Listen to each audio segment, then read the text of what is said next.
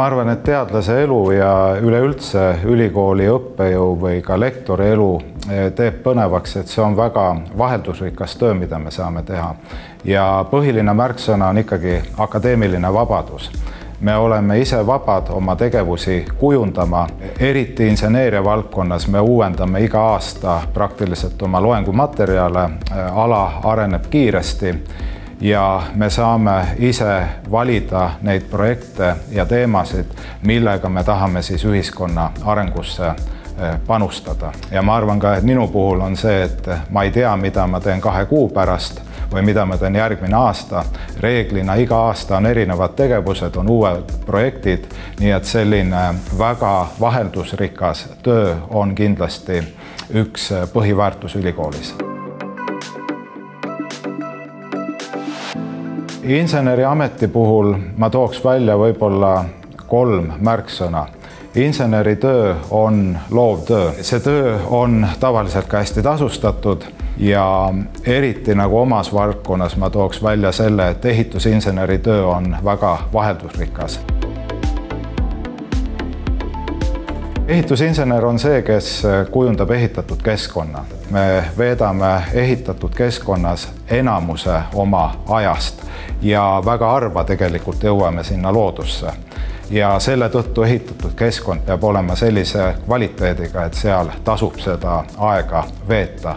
Ja selle eest erinevad insenerid ka vastutavad. Ehitusvaldkonna suuremad väljakutsed täna seostuvad ikkagi meie hoonete energiatõhususega, meie kasvuhoonegaaside heitega. Teisest küljest see tähendab seda, et need inimesed, kes nendes majades elavad, kus on suur energiakulu, nendel on suured küttearved, see on nendele majanduslik probleem.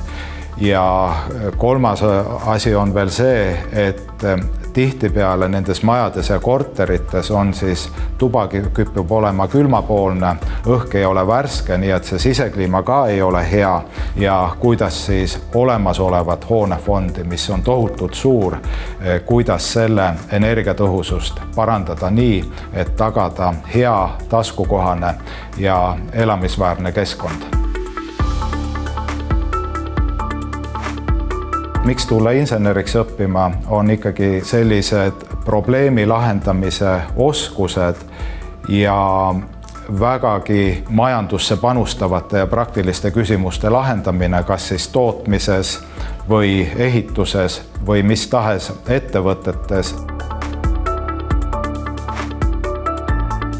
Kindlasti, mida Tehnikaülikool suudab pakkuda, on kaasaegne ja teaduspõhine õpe.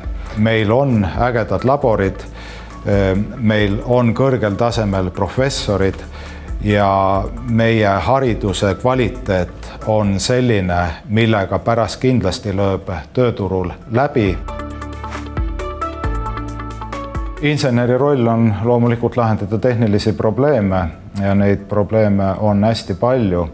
Nii et teatud mõttes on ikkagi insenerid majanduse ja ühiskonna selgroog selles mõttes, et meil oleks hea elukeskkond ja oleks ka igati hea elu sissetulekute poolest ja majanduslikult jõukal järjel riik, et selleks on kindlasti väga palju insenere vaja, et meie majandust üleval hoida.